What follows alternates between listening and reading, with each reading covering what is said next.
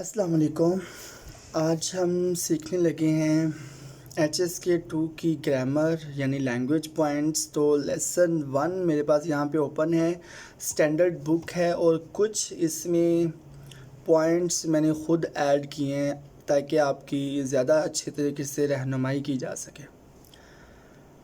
HSK 2 के lesson 1 का ये पहला लैंग्वेज पॉइंट है जिसमें हमने याओ का यूज़ सीखना है। याओ ये यहाँ लिखा हुआ है याओ, और मैंने यहाँ पे लिखा है याओ mean going to do something. एक तो याओ का मतलब होता है नीड, एक होता है वांट।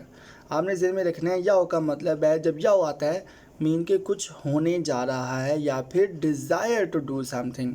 यहाँ पे वांट के ज़ुमरे में आ जाता है।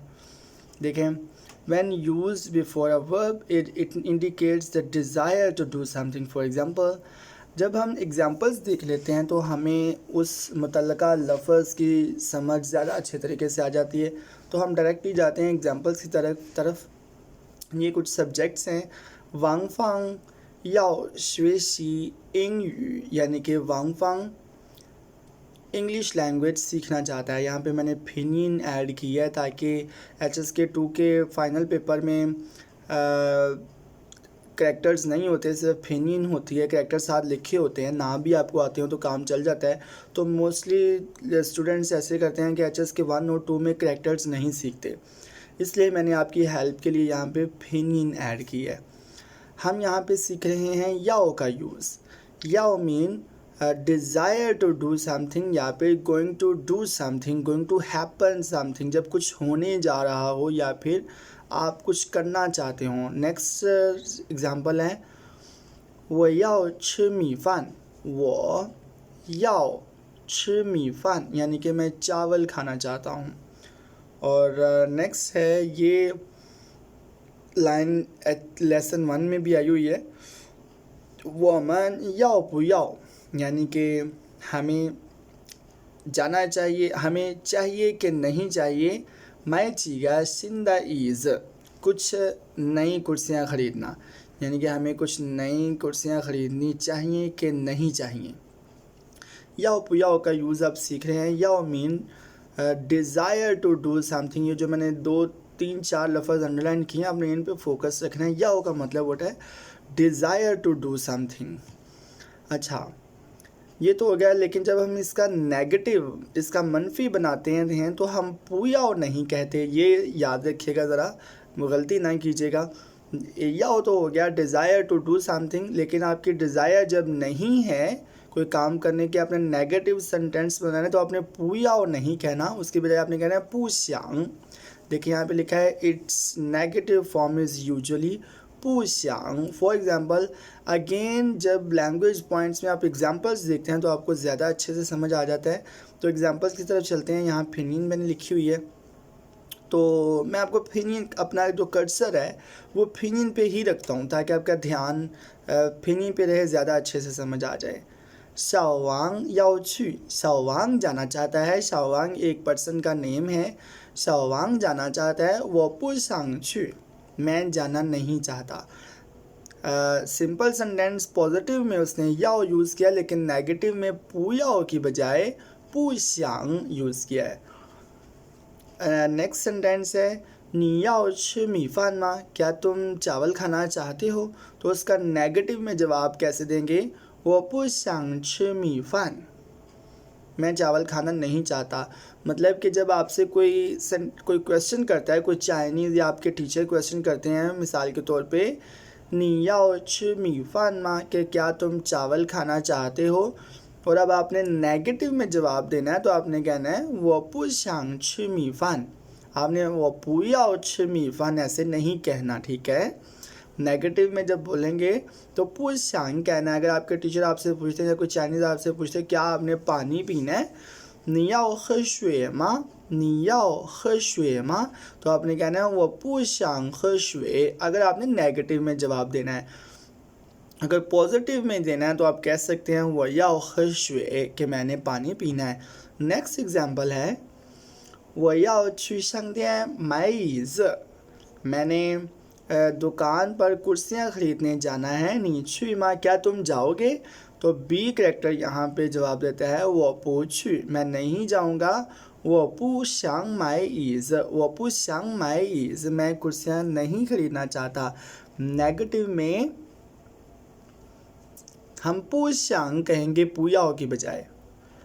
अगेन मैं सिंपली अगर एक्सप्लेन करूँ तो याओ mean desire to do something, लेकिन नेगेटिव में हमने पुयाओ बिल्कुल नहीं कहना, ये याद रखिएगा, हमने कहना है पुश्यांग। ओके, नेक्स्ट लैंग्वेज पॉइंट है, बहुत सिंपल है इसका, ये है जुई। जुई का मतलब होता है मोस्ट। जब किसी वर्ब से पहले या किसी एडजेक्टिव से पहले ये आ जाता है तो उसका मतलब है कि बेस्ट डिग्री, मोस्ट आपको सिंपली पता है सबसे ज़्यादा।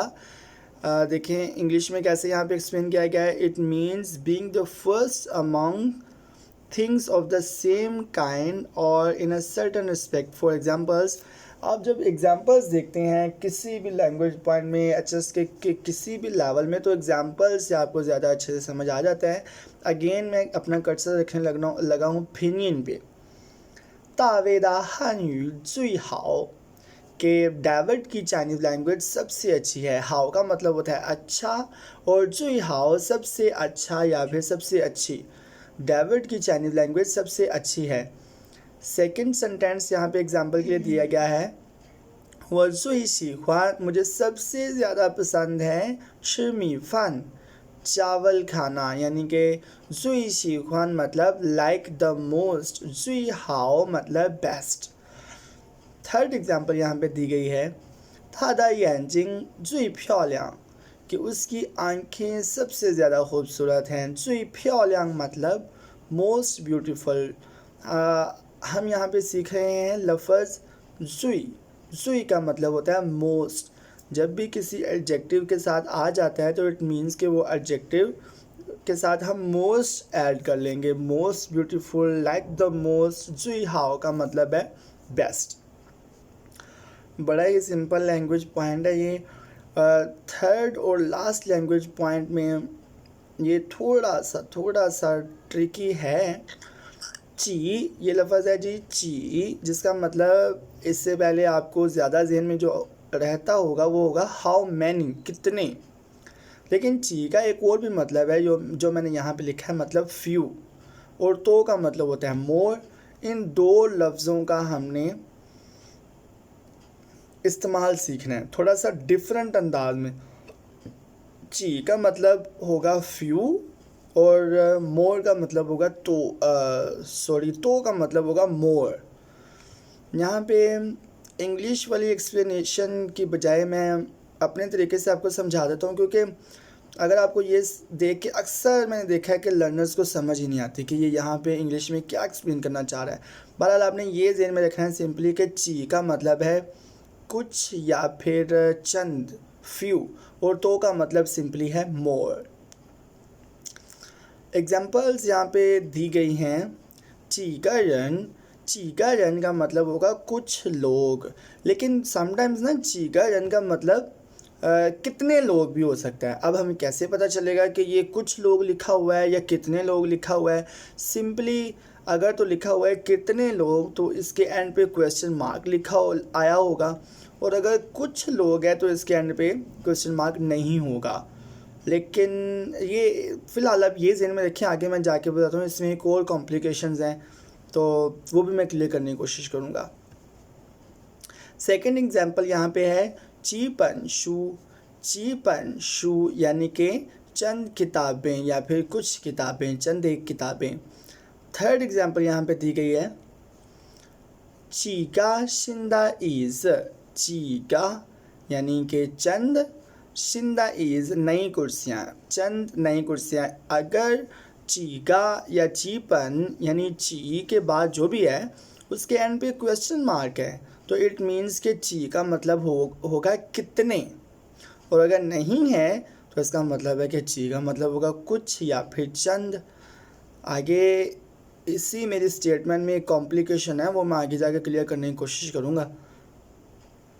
यहाँ पे पहली एग्जांपल है, देखें 车上有几个人你车上有几个人 मैं यहाँ拼音में आ जाता हूँ 车上有几个人 कि there are few people in the car car में चंद लोग हैं चंद एक लोग हैं यहाँ पे हमने चीका का मतलब फ्यू क्यों किया है क्योंकि अगर क्वेश्चन मार्क होता तो हम कहते कि कार में कितने लोग हैं अब क्वेश्चन मार्क नहीं है तो हमने लिखा है कार में चंद लोग हैं सेकंड एग्जांपल है 我想买几本书 我想买几本书 अब यहाँ पे भी अगेन एंड पे क्वेश्चन मार्क नहीं है उसके अलावा भी ये तो सिंपली सेंटेंस है कोई अपने आप से खुद थोड़ी पूछेगा कि मैं कितनी किताबें ख़रीदना चाहता हूँ तो इसका मतलब सिंपली ये है I want to buy some books मैं कुछ किताबें ख़रीदना चाहता हूँ यहाँ पेनिन में भी मैंने लिखा है थर्ड एग्जांपल है 我们要不要买几个新的椅子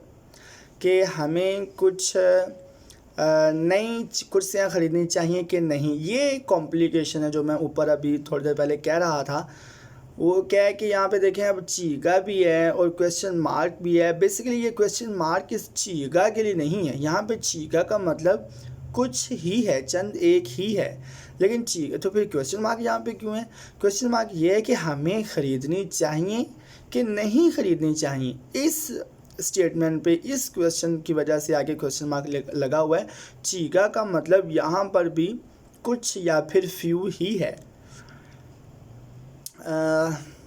अपनी तरफ से मैं पूरी कोशिश कर रहा हूँ एक्सप्लेन करने की लेकिन फिर भी अगर आपको समझ नहीं आ रही तो आप मुझे बताइएगा ये ग्रामर पे HSK2 की ग्रामर पे पहली वीडियो है पहला लेसन है तो अगर आप मुझे बताएंगे कि आपको समझ आ रही है तो मुझे खुशी होगी अगर आप कहेंगे कि समझ नहीं आ रही तो मैं ज़्यादा एक्सप्लेन करने की कोशिश करूँगा इसके अलावा ये है कि आप कमेंट सेक्शन में अपने सजेशंस दे सकते हैं या डायरेक्टली क्वेश्चंस कर सकते हैं अच्छा इसी पे ये तो हमने यूज़ सीखा ना चीगा अब तो का यूज़ हमने सीखना है तो में क्या है कहता है ये अगेन मैं ये इंग्लिश में जो एक्सप्लेन किया हुआ है इसको स्किप करने लगा हूँ डायरेक्टली मैं एग्जांपल्स पे आके आपको एक्सप्लेन करूँगा कि बेसिकली तो का यूज़ कैसे करना है देखें जब आमतौर पे हम कहते हैं ना कि कोई क्वेश्चन पूछा जाता है तो आपने जवाब देना मिसाल के तौर पे कोई क्वेश्चन पूछता है यार कितने हफ्ते लगेंगे तो वो कह देता है यार 2 हफ्ते से ज़्यादा लगेंगे 3 हफ्ते से ज़्यादा लगेंगे तो चाइनीज़ में ये क्या कैसे कहेंगे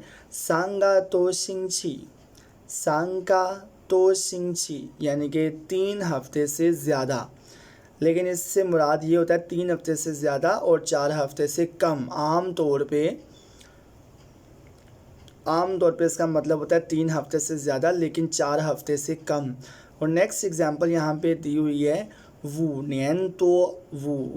नियन तो यानी 5 साल से ज़्यादा 5 साल से ज़्यादा आमतौर पे हम अपनी डेली कन्वर्सेशन में उर्दू में भी या पंजाबी जो भी आपकी लैंग्वेज है जिसमें आप कन्वर्सेशन करते हैं अपने दोस्तों से किसी से भी उसमें आप भी ऐसे कहते हैं 5 साल से ज़्यादा है डिफरेंट अपनी बात में तो चाइनीज़ में कैसे कहेंगे वू नियन तो और नेक्स्ट एग्जांपल है लिu ga तो युए तो ये एक सिंपल सा सेंटेंस पैटर्न है एक लैंग्वेज पॉइंट है कि जब आपने कहना हो मिसाल के तौर पे 200 से ज़्यादा तो आप कहेंगे आर पाए तो 200 से ज़्यादा 300 से ज़्यादा सम पाए तो ठीक है बाकी एग्जांपल्स यहाँ पे भी है इससे आगे एक और इसमें कॉम्प्लिकेशन है एक एक्स्ट्रा चीज़ है वो क्या है कि जब ये नंबर 10 से ऊपर होता है तो हमारे पास ऑप्शन होती है कि हम तो को मय्यर वर्ड के पहले या बाद में भी लगा सकते हैं इसकी सिंपली स्ट्रेट फॉरवर्ड मैं डायरेक्टली एग्जांपल्स की तरफ जाता हूँ वीडियो काफ़ी लंबी हो रही है तो हम कैसे कहेंगे श तो गए आप देखें ऊपर क्या था ऊपर पहले मय्यर वर्ड था बाद में तो था अब नीचे जब आपका ये जो नंबर्स हैं ये 10 या 10 से ज़्यादा होगा तो आमतौर पे आप तो पहले यूज़ करेंगे और मय्यर वर्ड बाद में यूज़ करेंगे मय्यर वर्ड क्या होता है होपफुली आपको पता होगा तो सेकंड एग्जांपल है 20多块钱 यानी कि 20 युआन से ज़्यादा यहाँ पे बेसिकली करेंसी की कोई इकाई नहीं है लेकिन मैंने क्योंकि हम चाइनीज़ लैंग्वेज सीख रहे हैं तो इसलिए 20 युआन से ज़्यादा लिखा हुआ है ख्वाई एक जनरल करेंसी ये वर्ड होता है करेंसी के लिए, और युआन के लिए तो सिंपली ज़ाहिर है युआन होता है। यहाँ पे युआन तो नहीं लिखा, लेकिन अपनी तरफ से मैंने युआन ऐड कर दिया। तो 20 युआन से ज़्यादा आप कैसे कहेंगे? 20块钱।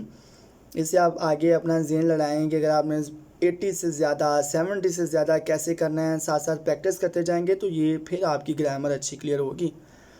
नेक्स्ट है 80 से ज़्यादा लोग आपने कैसे कहना है? 80多个人80多个人, यानी कि 80 से ज़्यादा लोग। और इस तरह के सेंटेंसेस में याद रखिएगा, आम तौर पे ये होता है कि जब कोई कहता है ना 80多个人, इट मीन्स कि 80 से ज़्यादा और 90 से कम। मैंने कहा है आम तौर पे, लेकिन 90 से ज़्यादा भी हो सकते हैं सम केसेस में। तो ये था जी HSK2 के लेसन 1 की ग्रामर। होपफुली आपको समझ आ रही होगी। पहली वीडियो के बाद मैं थोड़ा सा गैप रखूँगा ताकि कुछ लोग, कम से कम कुछ लोग वीडियो देख के मुझे थोड़ी सी सजेशन दें कि एक्सप्लेनेशन कैसी है, आपको समझ आ रही है कि नहीं आ रही, तो उसके हिसाब से मैं अगली वीडियो बनाऊँ। तो वीडियो हेल्पफुल साबित हो रही हो तो काइंडली सपोर्ट कराना भूलिएगा, अपनी दुआ में याद रखिएगा। अल्लाह हाफिज़।